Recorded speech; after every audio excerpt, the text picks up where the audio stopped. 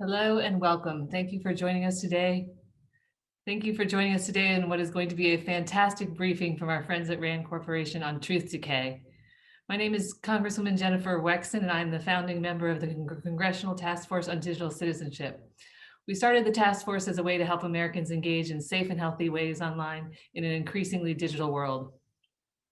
I founded the task force almost exactly a year ago. The COVID pandemic had just sent us into a world where work, school, and our social lives were almost entirely in that digital world. It was also a time when false information ran rampant.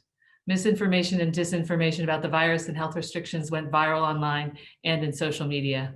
Needless to say, it's been a very busy year for our task force, and I'm proud of all the work we've accomplished.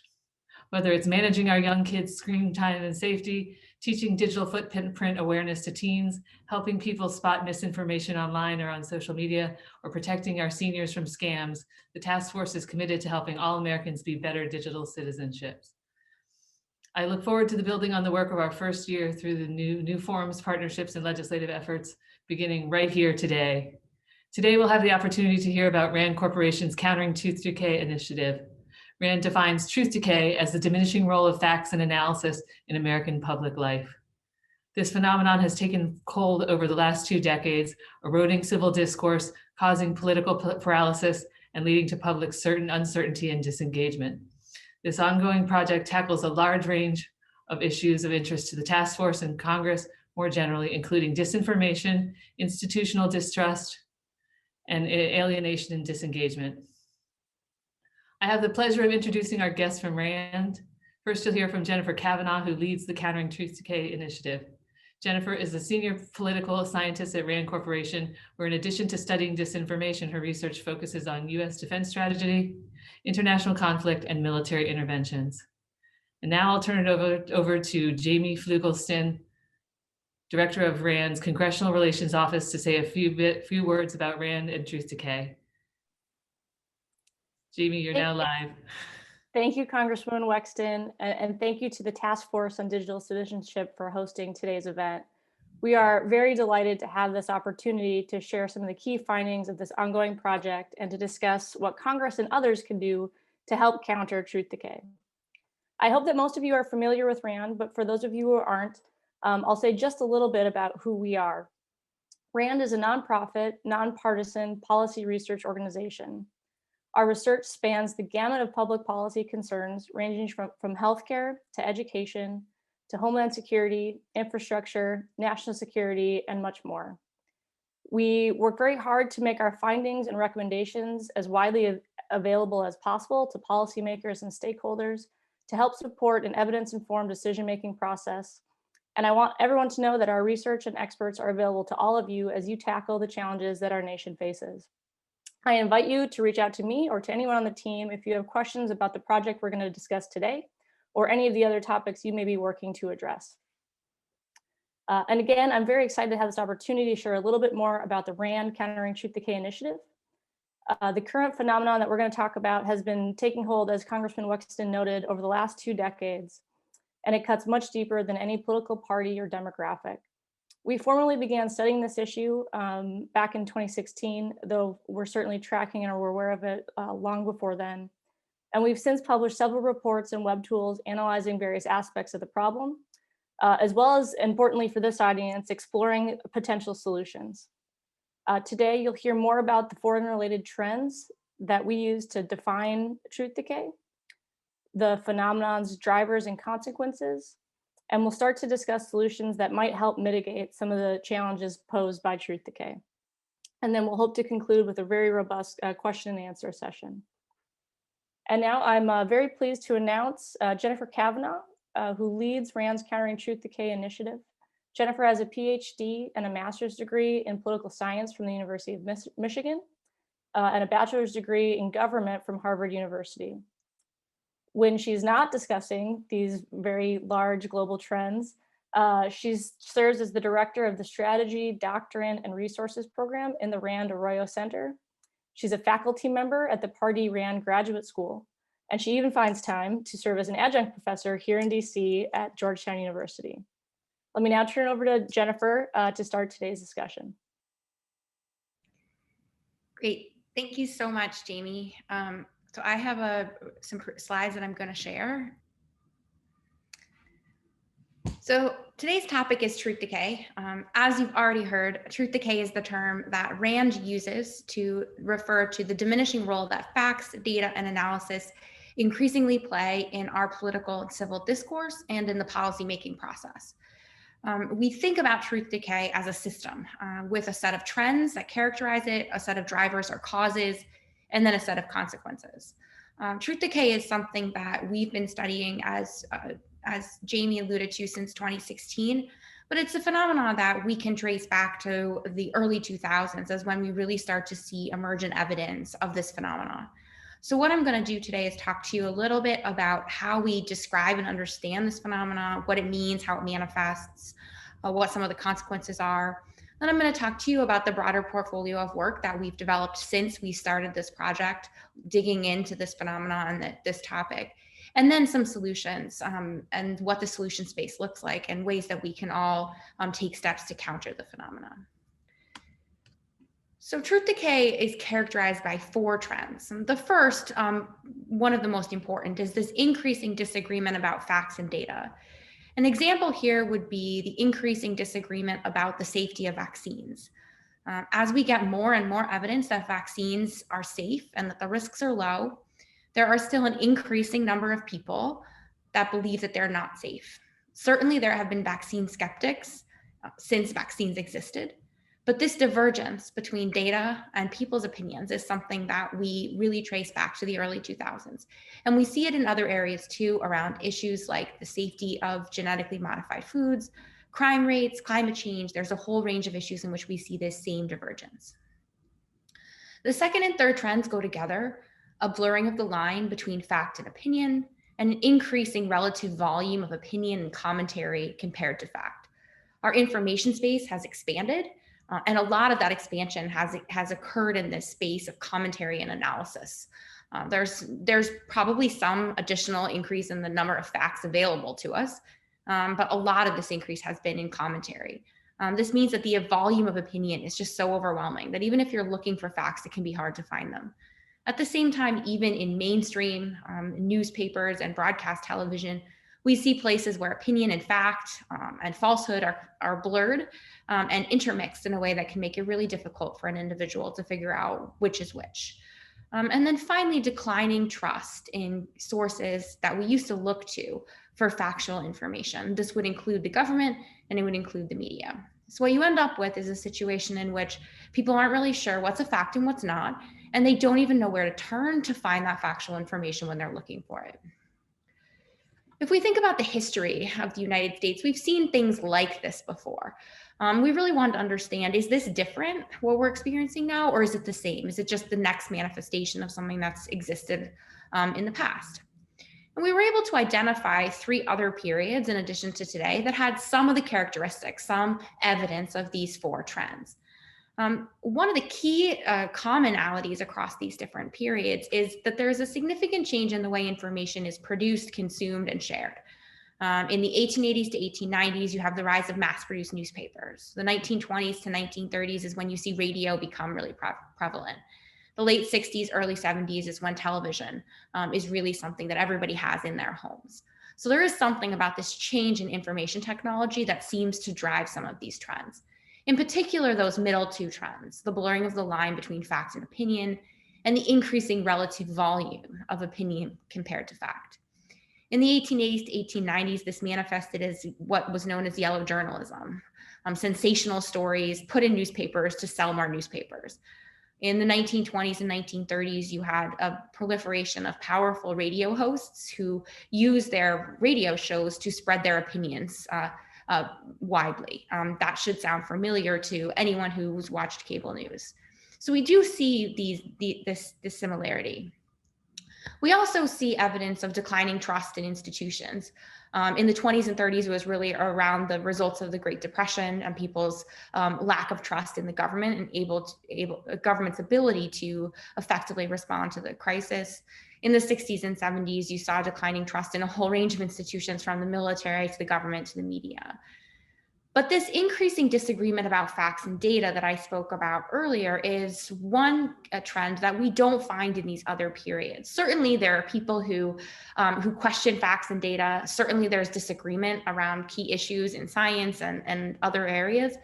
But this divergence between opinions and data is something that does seem to be different in the current era, which suggests that this phenomenon of truth decay, as we're experiencing it now, has some unique characteristics. So why is that? In order to answer that, we have to think a little bit about what's causing this phenomenon. The first set of drivers that we look at here are cognitive biases and cognitive processes. Just the way that humans process information predisposes us to fall prey to false information and to cling to that false information once we believe it. This can be anything from motivated reasoning, our desire to be right, to search out that information that will prove that we are right, to our tendency to rely on friends and family for information, our tendency to rely on what we heard last or what we heard most often, and also the way in which emotions and facts have different effects on us. Things that emotionally resonate tend to be much more powerful than things that are just fact-based. So these factors matter a lot to understanding this phenomenon, but they're not new. They don't explain why we're seeing truth decay now or why this current period seems different than in the past. So the second driver is changes in the information environment. And I alluded to this on the previous slide, but it's important to understand that the changes that we've seen in our information environment since, say, 2000 have really been significantly larger in scope and scale than, say, the emergence of television or radio. In fact, if we want to have a good analog to what we've experienced over the past 20 years, we really have to go back to something like the invention of the printing press. So that scale and scope plays a big difference. We have more information, we have information more quickly, it's easier to get access to information. The online space has clearly revolutionized the way we consume and share and produce information. The democratization of the information space. Almost anybody can be a voice now. And on the one hand, all of this access, this ability to be a voice is really powerful. It empowers minority voices. It makes it easier for us to get more information. We don't have to rely on gatekeepers. On the other hand, it creates a whole host of challenges in terms of trying to distinguish what's high quality and what's low quality information. The traditional media environment has changed as well. The economics of the industry have changed completely in ways that make commentary and opinion more profitable and easier to produce, and put pressure on investigative journalism and local papers. And so that's another dynamic that plays in here. And then a final dynamic is the role of algorithms, which skew and shape the information that we see online, and often can present individuals with a skewed view of what's available. The third driver has to do with the education system. And here we're focusing on these competing demands that the schools face and this mismatch between the speed with which technology changes, which is fast, and the speed with which schools can adapt, which is slow, especially when we consider all the local stakeholders that are involved in making decisions about school curricula. So this gap creates a susceptibility between the skills that students have and the skills that they need to navigate this online world. And that creates an underlying susceptibility to misinformation, to disinformation, and just allows truth decay to spread much further and much faster. At the same time, adults didn't have access to the types of education they might have needed to navigate an online world, which didn't exist when they were in school. So they're also susceptible. So on top of the fact that we have this information environment which amplifies disinformation, we have a population that's really very susceptible to it. And then the final driver that we talk about is polarization. And here we're talking not just about political polarization, but social and demographic polarization, which results in a situation in which people are living in very insular environments and communities where they may not get access to diverse types of information, and they may live in an environment that is protected from disagreement. And that can create the demand for and the opportunity for these alternative narratives to really thrive. The final important piece of understanding the causes of truth decay is the role of agents. We don't think about truth decay as something that happens on its own. There are pieces of it which may happen on its own, but it's fueled by individuals. And that can be intentionally or unintentionally. And agents can range from researchers who don't use data properly or manipulate information to individuals in the media who may use exaggerations or excessive blurring of the line between fact and opinion in order to get more likes and more clicks. And it can also include political actors who cherry pick facts. Now, certainly not everybody in one of these buckets is contributing to truth decay, but it's important to recognize that the ways in which this phenomena can be fueled by individuals are very diverse and can be both intentional and unintentional. And of course, you also have foreign actors who may play a role. So in terms of consequences, there's a whole range of consequences. I think it makes a lot of sense to focus first on the role that it has on the policymaking process. When policymakers can't agree on a common set of facts as a starting point for a discussion, it's really difficult then to have a meaningful debate about policy options and to come to some kind of a reasoned solution that then reflects a debate about priorities. Instead, the debate becomes entirely about what the facts are. And this type of debate that's focused only on facts has very little likelihood of making sustained progress on key issues. The major challenges that our nation faces, like healthcare, immigration, climate change, these are things that require sustained commitment over not just a 2-year or 4-year or even 8-year term, but over much longer than that. And in order to have some kind of sustained commitment like that, there has to be some kind of agreed upon foundation. And facts and evidence and data can be that agreed upon foundation that can extend beyond the end of one individual's or one Congress's term.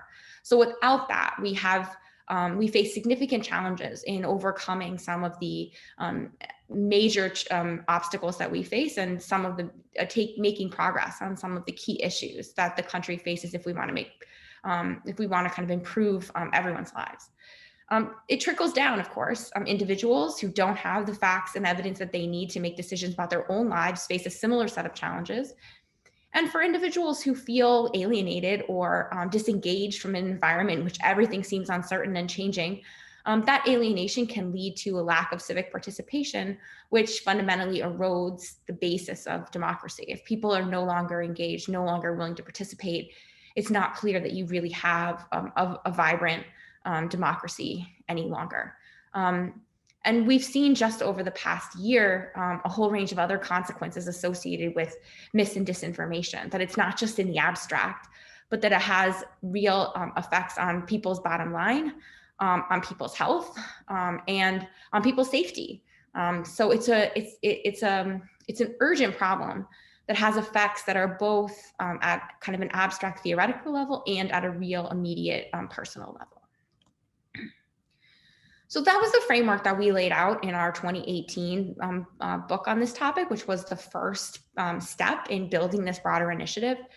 And since that time, we've done a number of different projects that I will put into kind of 4 buckets.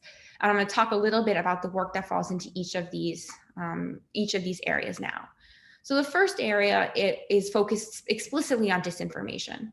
And our work here has been to, number one, catalog the tools that exist. This is things like fact-checking tools, credibility scoring, blockchain-based news development applications, which intend to build news from the bottom up rather than the top down, and a range of bot detection and disinformation trackers. So there's a range of different tools, and we tried to document and put them all in one place. This can be useful for users who are looking for these tools, as well as for people looking to invest in and maybe scale one of these options to have a bigger impact. We've also done some of our own tracking of disinformation, specifically tracking disinformation narratives spread by foreign adversaries, things like looking at how Russia and China are spreading disinformation about COVID-19. The second area we focused is on the news and social media. Here, we've done some work first to try to understand how news reporting has changed over time. So we used a textual analysis software that allowed us to actually measure how news reporting in, say, the 1980s is different than news reporting today, both over time in newspapers and broadcast television, as well as across platforms, so newspapers compared to online journalism. And we found, for example, that when you compare print newspapers to online journalism, you see a significant difference. Online journalism tends to be much more emotion-based, much more focused on advocacy. There's a lot more opinion, a lot less fact. And those differences, while they're not surprising based on our own experiences with this type of information, our ability to actually measure them is useful in terms of helping us to understand what those differences are and what they look like, and also to track how it's changed over time, how it differs across different outlets. And so it's a useful tool in that sense. The other thing we've done is to use the American Life Panel, which is a survey that RAND runs, to look at how people consume and use news information. One of the really interesting things we found in this work is that about a third of Americans rely on a news source that they themselves categorize as less reliable than other news sources. So in effect, they recognize the shortcomings of their own news sources and continue to use them. This is relevant because it suggests that they're either so pressed for time that they don't have time to look further, or they're not using news sources for news, but for something else like entertainment. Either one of those options suggests a range of different ways in which we might consider developing innovative and different ways of providing people with news that would help get them fact-based news, either in an entertaining way or in a faster way that would fit into their lifestyle. The third area that we focused on is education. Education is a really valuable solutions base. There's no silver bullet to this problem, but we do have hope that education-based solutions can help address the demand side piece of this. And that would include both thinking about civic education, what it means to be a citizen in an online world, as well as media literacy. And media literacy defined broadly to be about how people think about information, what information is, what it means, how we produce it. Our work here has really been focused on understanding what teachers need, what students need, and what does work and what doesn't work. And then finally, we've done some work on democracy and civic institutions, which is the last piece of this. And here we've tried to understand the drivers of institutional trust. Why do people trust or distrust a given institution? We've looked at election integrity specifically in the context of the pandemic. And then thinking a little bit about how we might rebuild trust, this concept of civic infrastructure, which you can think of as including everything from individuals' relationships with each other to individuals' relationships with institutions. I'm thinking about some of the ways in which this could be rebuilt, both from a government perspective, as well as in other civic institution areas, such as the media and individuals' trust of each other. So then the last slide I wanted to talk about, it digs a little bit more into this question of the solutions base. And really our work across all four of these different portfolios is focused on getting to the solutions. And I think we probably have the most ideas about solutions coming out of some of the news and social media work, the education work, and then the civic institutions work. As I alluded to on the previous slide, there's both a demand side and a supply side part of this problem. And so there has to be a demand side and a supply side part of the solution. So on the supply side, the first two solutions on this slide focus on the supply side. And they have to do with less about what we communicate and more about how we communicate it. When we communicate technical scientific findings, when we're using information and facts and evidence to try to inform people, to try to correct or influence their beliefs when they have fallen prey to mis or disinformation or are tied up in a conspiracy, I think our first instinct is to kind of pursue a shock and awe strategy with facts. That's often really ineffective.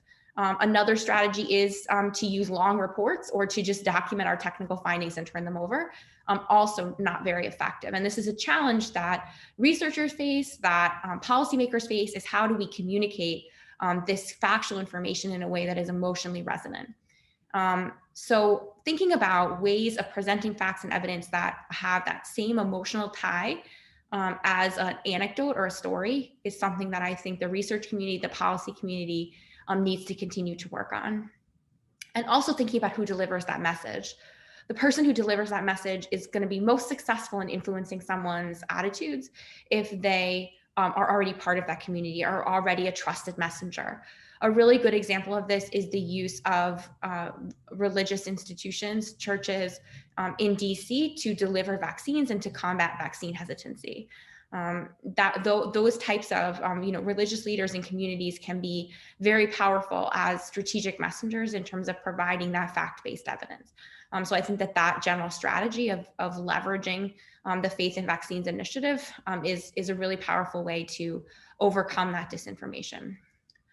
The last two solutions on this slide also target the supply side. So the first is thinking about what we can do to reduce the vulnerabilities of the online space to disinformation. And this does not necessarily mean regulation or content moderation. It means thinking about ways that we can provide people markers of what is a fact and what is not, ways that we can reduce the use of bots and other types of anonymous accounts, which we know play a big role in spreading disinformation.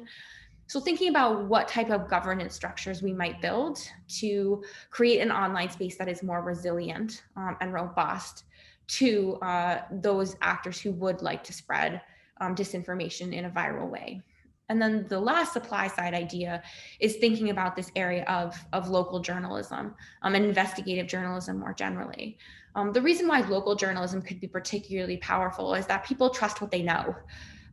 So things that are local, that are immediate, that I might know a journalist who works on on the given local paper, that can really help to build trust. So using local journalism as a source of trusted information could be really powerful.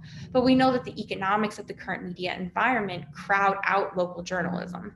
So thinking about what types of what models for journalism could be economically sustainable, especially at the local level, is a really important solution area. And there is activity in this area, things like philanthropically funded news or using colleges to fill the void. So thinking more about what's working best and really investing in that, I think, is another area. Turning to the demand side, the best demand side solutions that we have really focus on education.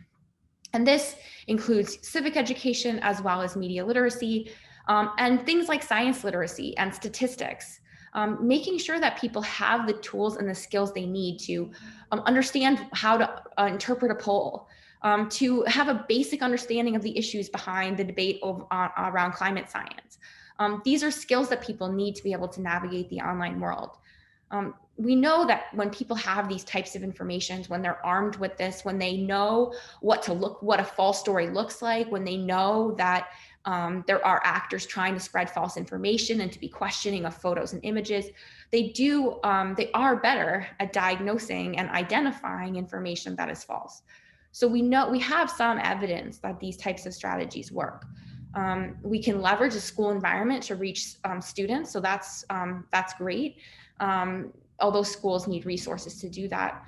Reaching the adult community is harder. The people who tend to turn to these types of resources are those who are opting in and may not need it. So we need to do better on reaching the adult population. And then finally, this idea of bridging polarized divides. I think solving this problem without doing something to address the polarization that exists today will be difficult, because polarization is basically like the bucket of gasoline on which you drop a lit match of disinformation. So there needs to be ways to bridge those divides. From small scale experiments, we know that face-to-face conversations can have an impact in terms of helping people to see other perspectives. The question is how you scale that. So I don't really have a good answer to this question of how you build polarized divides, other than to start small and find areas of common ground. But it's definitely an area where there needs to be more focus. Because without bridging those divides, I think we still have an environment that fosters and feeds off of that disinformation that will continue to be a challenge in this overall phenomenon of truth decay. So I'm going to stop there and turn it back over to Jamie for the Q&A, and I'm really looking forward to your questions. Thanks, Jennifer. That was a really excellent overview of just a host of big, tough challenges. So now we'll open up the Q&A for folks who are looking to ask questions. Please submit your questions through the question and answer box. Your questions will only be visible to the presenters and not the other attendees, and we won't attribute questions to the person who asked them. To kick us off, I want to welcome Courtney Callejas, Congresswoman Wexton's Senior Policy Advisor, who also directs the policy efforts for the Task Force on Digital Citizenship. And Courtney, do you want to ask our first question while we wait for other folks to submit things that are on their mind? Yeah, thanks, Jamie. So Jennifer, one of the main things that our task force is focused on is how we protect against the next infodemic. And we know there are going to be future disinformation events. And we heard from your presentation, there are clearly many layers to this. So, if there is no silver bullet, where do we even begin to start to address some of these things? Yeah, that's a great question. I mean, I think starting with education is a good place to start. And the reason is that we know that these types of interventions work. There's still work to be done in terms of figuring out what works best and how long the effects last and things like that. But we know that students and individuals who are given skills and are taught skills to navigate an online space, to understand and be aware of their own biases, to know the types of actors that are spreading disinformation and why, and what it looks like. They do tend to have a higher level of resilience to these types of disinformation events, and that these effects do endure. Just when you learn something in the context of COVID, we see that it can extend to other types of contexts. We see similarly that things like social studies education, science education, civics education, things that teach people how to think, not what to think, but how to think about information, to become smarter consumers and producers of information holistically. This type of educational foundation can really provide them a robust set of skills, both to take on the information space, but also to be protected against attacks. So it's sort of a prevention-based model. The challenge there is, of course, that only gets, if we focus on education and we focus on schools, then we're missing a huge part of the population. And so I think that one of the real challenges that the broader community needs to be taking on, and I think that there is increasing focus on this, is how do we reach adults? There's a number of different types of strategies that we could consider. One is to think about games. People like games like Candy Crush and Farm Stand. Is there a media literacy game that people might find enjoyable and fun that would reach a wider audience? Another is to build off of adult education that exists already, whether it's adult literacy or financial literacy. We know that these types of campaigns exist. And so we could potentially leverage that model or integrate media literacy into those programs. Another is to think about things like AARP or local libraries, places where we know people go to get information or to get different types of services, where it might be pretty easy to integrate media literacy lessons. And then a final idea, which I haven't seen much activity around, but I think would actually be pretty effective if we could figure out how to do it, would be to identify places where we know adults are, for lack of a better word, kind of trapped. A DMV, a doctor's office, an airport, a train station. We know there are televisions in those places. So could we develop a series of videos that people might watch just because they're sitting there, that would actually then give them some skills. So I think it's identifying these pockets of opportunity. And I think if we can address the demand side, if everyone's aware of the challenge and what they personally can do, that gets us a lot of the way towards moving towards a solution. So we have a question submitted and kind of along that lines of what about reaching people who wouldn't opt into that type of education, or how do we reach people more broadly? Yeah, I mean, as I said, I think it's a really important question, and I do think that we have to leverage institutions that already exist. I listed some, but you can also think about community centers or churches or other religious institutions or YMCAs. Places where we know people go, where we could develop partnerships to package media literacy activities. And it's going to be kind of a slow process, but I think that goes without saying that solving this problem is going to be a kind of slow. And then I think also gamifying, I think making it fun so that people don't feel like they're doing drudgery work. So I think app-based games and things like that can also be effective. But I don't think you're going to reach everyone. So I think that there's some people who will opt in. There are some people who are not interested at all. And then there's the middle group. And I think the middle group is really the target area. People who are open to these ideas, who might not seek it out, but if confronted with it, might choose to make use of it. In the LA Times, you had discussed the need for an investment in something you termed a civic infrastructure. What does that entail? Yeah, so civic infrastructure, as we're defining it, can include everything from relationships between citizens and institutions, relationships between citizens. It would include our digital and online space. So it would really be all encompassing. And the idea would be to think about ways in which we can rebuild this infrastructure where it has atrophied or decayed because of lack of trust or disinformation or other truth decay related phenomena. So when we think about what this might include, I mean, civic education would be a big piece of it, to teach people what it means to be a citizen in the 21st century, understand both the history of citizenship as well as their responsibilities and the role that they play. But it would also include efforts to rebuild some of those layers of trust. So between individuals and the government, for example, I think transparency is a big piece of trust. People trust what they know. They trust what they can understand. When things seem black boxy or when they seem foreign and distant, that's where distrust emerges, because people don't know, or they think that something is not like them, and that can foster distrust. So thinking about ways to build transparency, whether that's having reporting standards or leveraging press releases and information.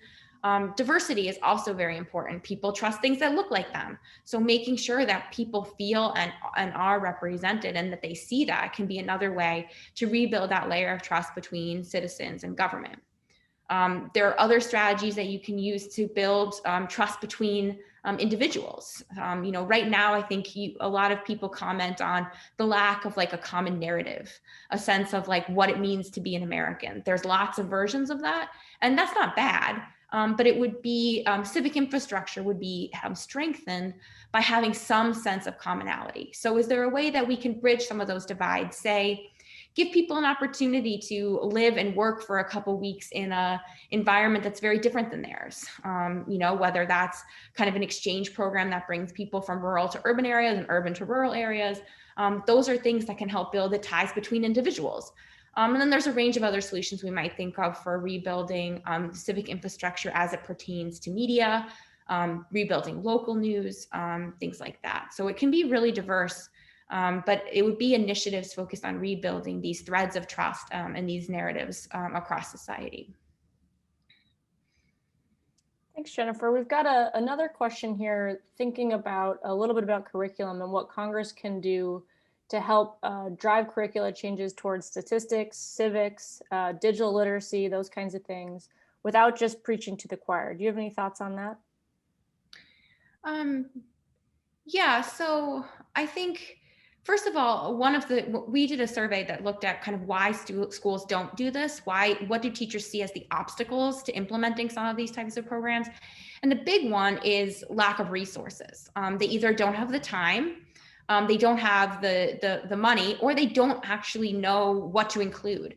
They aren't given the support by their kind of school districts to have the right types of resources to provide to students, and they may not really be comfortable with the material. They may want training themselves in media literacy before they have to teach it to students.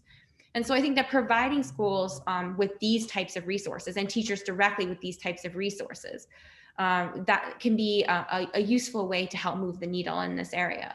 That could mean developing a portal that hosts a whole range of civic and media literacy types of curricula and resources. There are a lot out there, but putting them all in one place and maybe providing some information on what's included in each one.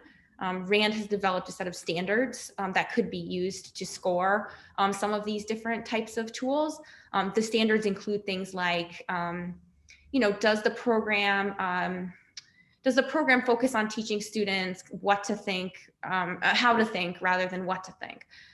Does it deal with diversity, equity, and inclusion issues? Does it focus on making sure that students understand the limits of their own knowledge? Does it include emphasis on identifying and understanding bias? So it would provide teachers then with a set of guidelines as they're choosing between resources. And then also making sure that schools have the funding that they need and that teachers have the time that they need to include these things in a standard day, which is obviously even more challenging in a COVID environment. And those are types of changes that would probably have to occur at the local level, but which there could be kind of messaging and guidance from the national level about the importance of these types of these initiatives, which would create maybe the space at the local level to work that into a school day. So I think those are some of the things that we could do to provide teachers and schools with the support they need to implement these types of programs.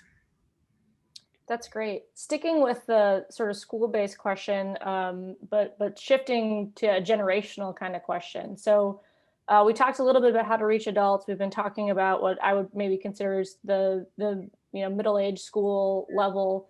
But what about the youngest students? How do we reach the youngest students? And what is the sort of right or appropriate age to start beginning to introduce children or are, in the education system to some of these digital literacy programs, civics education, those types of things?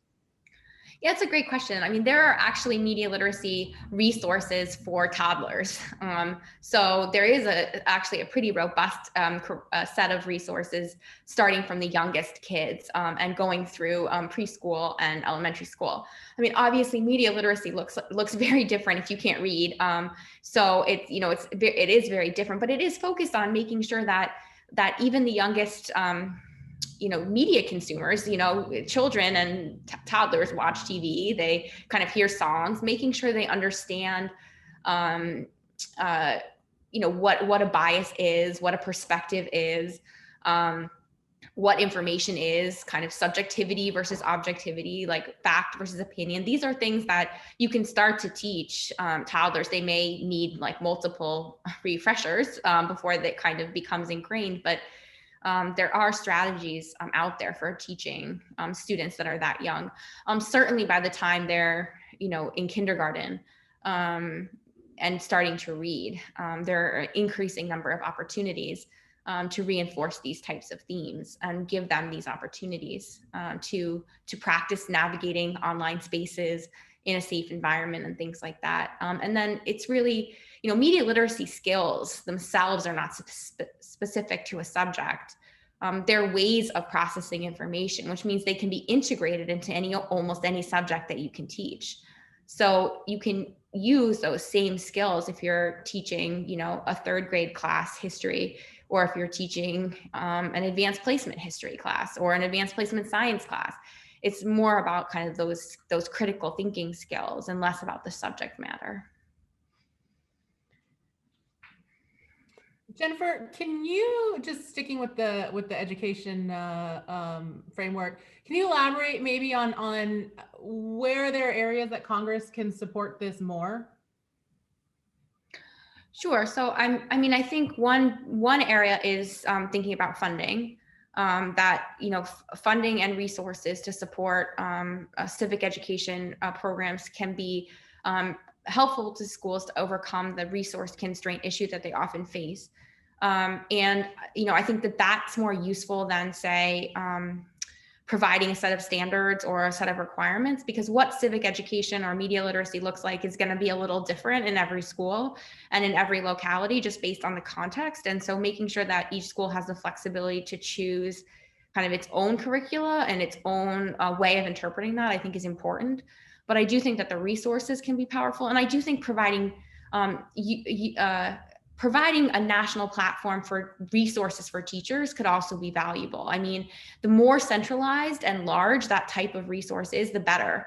Imagine being able to go in and have, say, like a couple hundred different media literacy or civic education resources and curricula that you could search and filter, and that have different standards attached to them, and information. It would give teachers the flexibility then to go in and kind of pick whichever worked best and adapt it to their classrooms. So I really think that the place where Congress can have the biggest impact is, number one, emphasizing the importance of it, raising the profile so that people don't forget that it's out there. So it's not like, oh, math, science, and like, that's it, and reading, but then we're done. That it really has, like, social studies, civics, media literacy becomes as important as math and reading traditionally have been. But then really in the resource provision, whether that's funding or it's providing a kind of a platform where these different tools can be hosted. I want to switch gears just a little bit and, talk about social media and algorithms. So, we all know that they have these highly sophisticated algorithms that will create echo chambers and put people down rabbit holes and just reinforce their beliefs. And so how do we break through against that if you're somebody who isn't even aware that this is happening? Yeah, I think the first thing is just to be aware that it happens, like that when you go online, what you're seeing is tailored to you. And it is, filtered and selected to pull you deeper and deeper and to keep you on the platform. If you go in with that knowledge, I think it can be helpful in terms of kind of limiting that kind of wormhole effect, but also making sure that you actively seek out other types of resources. So actively seek out information that might disagree with you, or seek it out from sources that you might not otherwise turn to. I know that one of the biggest things I learned when I started this project was that I was really self-selecting myself into a media environment where I was getting only one perspective. And so I really tried to branch out and to force myself to look at a whole range of different perspectives, even ones that I knew I probably wouldn't agree with, but that would give me a whole different set of data points that I could integrate into my belief. I do think that there is a discussion to be had around, whether addressing the question of the ability of social media companies to micro-target things to different audiences, whether that's advertising or specific types of content. Micro-targeting itself, and thinking about how we might place limits on that, the granularity of the information that can be used to micro-target, and that type of discussion could help us to reduce the spread of disinformation without getting into content moderation or some of the more political discussions around social media governance. So media governance is really broad, and it could include the discussion around micro-targeting. It could include a discussion around what types of transparency do we require from social media companies around their API and around the type of algorithms that they use to funnel information to people. That type of transparency, those types of guardrails on the amount and the granularity of micro-targeting could go a long way to reducing some of the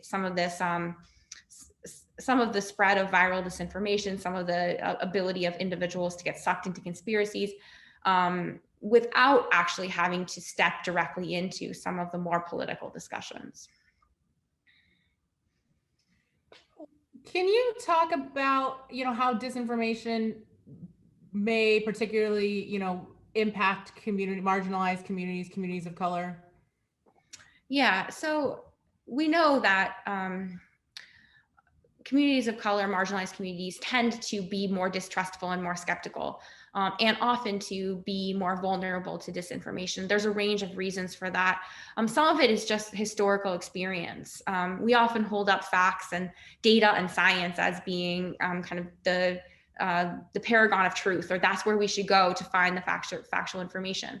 But for marginalized communities, science and other types of institutions that we would put in that place haven't always provided fact-based information. There's a long history of science being manipulated and skewed to explain why communities of color were in fact inferior. That was completely false. And so there is a history of distrust. That distrust then makes makes these communities more vulnerable to false information when it appears, because they are naturally more distrustful of institutions. And so they are more open to alternative narratives that come to them that prey on that distrust. That also means they're likely to be more targeted by these types of disinformation narratives by a range of different actors, whether it's foreign or domestic, because these the actors sharing the information know that these communities are more distrustful, and so that provides kind of an easy target to try to break that trust and win these individuals over to a false narrative. So it is a challenge then to how do we reach these communities with the accurate information. And I just go back to this idea of targeted messengers, finding messengers within their communities who can provide a message that won't be tainted by that historical distrust. Jennifer, I want to go back to maybe the previous question you started to address, but obviously one of the big things that Congress has started to wrestle with really in recent weeks is how to begin addressing broadly misinformation and disinformation while still, respecting First Amendment rights, avoiding censorship, content moderation, those types of things. Can you talk a little bit more about the governance frameworks that might be useful here that would be more bipartisan? Sure. So I think that there's kind of two ways to think about this question. The first is that it is definitely the case that we lack currently like a framework for thinking about what social media is. We have a number of different models that we can that might apply, and it might be that we need a new one. So, for example, are social media companies publishers? Right now, they're not considered publishers, but that means then that they're not treated. They don't have the same types of accountability as a newspaper or a television station or radio. So they exist kind of in this space of limbo. So one possibility would be to think about how they might be considered as publishers. Another is to think about whether something like a natural monopoly model might work. That would entail a more significant government involvement, but not necessarily around content moderation. It would be more about things like transparency and protecting consumers. So it would be more about a consumer protection angle. A third type of model would be a public space model. That would involve almost no government involvement, because it would be consider social media as like a public space where we want free discourse to reign. It would also limit social media companies' ability to remove anything or filter anything or tag anything as being false. So those are three models that exist that could be applied, or we might need a different model, something that's tailored specifically to social media. So one set of answers to your question, Jamie, focus on these different types of frameworks that we have and whether we might want to develop a new one. We're very inventive as human population, so I have pretty strong confidence we could come up with something. Another way to think about it is think about if we want to avoid content moderation, which then gets into issues of freedom of speech and partisanship. We can think about other ways that we can tackle the disinformation challenge without talking about content moderation. So one of them would be to think about access. We know that anonymous accounts and bots are big spreaders of false information. So is there a way to make it so that people have to be, in a sense, verified? We might not want to give social media companies, say, like all of someone's information to actually verify their identity, but you could use maybe a credit card model. Credit cards, to get a credit card, you have to be kind of verified by a bank, so that verification exists in the background. And so having a credit card that wouldn't necessarily be charged, but just would be kind of a proof of identity could be one possible model. That's like sort of how when you change your address, you often get charged like $1 on a credit card to kind of like prove that you're a person, right? So it would be a model like that. Or you could think about limiting the use of bots or autonomous tweeting or autonomous posting. So those are types of, that's another space that you could think about. Thinking about advertising and the micro-targeting ability of advertisers is another. We know that's another way that disinformation spreads. You don't have to get necessarily into freedom of speech to think about changing that ad model. And a final way is to think about like standards of practice or a code of ethics that social media companies might commit to, either voluntarily or with some kind of government incentive. This already exists in a number of industries. If you think about like the medical community or the bar association or a number of other communities that have these kind of like professional code of ethics that people kind of sign onto that actually do have some kind of binding authority on the behavior. And this could include things like what are the responsibilities of a social media company to the consumers in terms of transparency and data protection and things like that? What are the responsibilities of social media companies around types of postings that encourage violence or fall into like explicit categories that we've already agreed either need to be flagged or addressed in some way? So you wouldn't necessarily have to get into a discussion about what content should be or shouldn't be permitted, but it would provide a set of standards that would at least provide more transparency or a system with which some of these issues could be addressed with social media companies. So I think those are some of the ways that you could pursue either kind of a framework approach, or you could pursue kind of some of these other avenues, other ways that we could shape the online space, without diving right into content moderation. So I want to wrap us up here kind of with one more bigger picture question. The Truth Decay initiative covers, really big macro level issues, but on a micro level, what can we all do just as individuals to help build retrust in institutions? Are there things that staff can do through professional work or public forums that will help counter effects of Truth Decay? So I think the biggest thing that everyone can do is to just be like a responsible consumer of information and sharer of information. That means seeking out multiple sources to build an opinion. It means checking an article before you hit retweet on it, not trusting what the headline says, but actually digging into the article. A lot of times I'm tempted to hit retweet and then I think like, oh, well, what if there's something in that article that I really don't want to share? And then I read it and I find something, I'm like, oh, I'm glad I checked, So always checking and being conscientious. And encouraging our friends and family to do the same. I definitely find times where my dad gives me some story that I know means he only read the headline, and I can correct him and chastise him for only reading the headline, like in a joking, fun way. So helping our friends and family to have these same kind of healthy information habits, I think that's a big step. If we all did that, we'd be in a much different place today. I think that the other place where I think especially staffers and people who are active in Congress can play a role is in starting to take on some of this polarization. I think that it is definitely the case that the average individual ends up living and working with people who are very like them. In Congress, that's different. You may be interacting with people who have very different experiences and beliefs than you do, whether you're working as a staffer or in another capacity. And we know from data, even though we focus on the areas where Americans disagree, there are a ton of areas where we agree and where we have commonality. So trying to within your own communities, identify and raise up and emphasize and amplify those areas of commonality, whether that's as staffers or even among representatives in Congress, trying to identify some of those overlaps.